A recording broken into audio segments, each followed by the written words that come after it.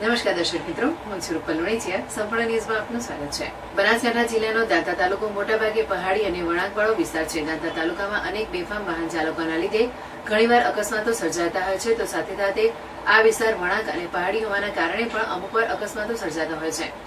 યાત્રાધામ અંબાજી આવવા અને જવાના તમામ માર્ગો પર પહાડી વિસ્તાર છે, ત્યારે અમુક વાર વાહનોની બ્રેક ફેલ થવાના કારણે પણ ઓવરલોડ ભરેલા હોય તેના કારણે પણ અકસ્માતો સર્જાતા હોય છે.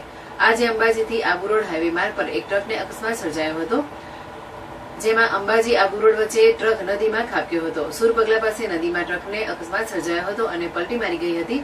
સ્ટીયરિંગ ઉપરથી કાબુ ગુમાવતા ટ્રકનો અકસ્માત સર્જાયો હતો. અગાઉની પણ આ જગ્યાએ એસટી બસ પણ નદીમાં ખાબકી હતી. ટ્રકનો અકસ્માત સર્જાતા ડ્રાઈવરનો આબાદ બચાવ થયો હતો. આ ટ્રક જોધપુરથી મુંબઈ જઈ રહી હતી. આ અકસ્માતમાં મોટી જાનહાની ટળી હતી. ટ્રકમાં પાર્સલમાં દાગીના ભરેલા હતા. અકસ્માત સર્જાતા નદી કિનારે મોટી સંખ્યામાં લોકો એકત્રિત થયા હતા. ઘટનાની જાણ આબુ રોડ પોલીસને થતા આબુ રોડ પોલીસ ઘટના સ્થળે દોડી આવી હતી અને વધુ તપાસ હાથ ધરી હતી.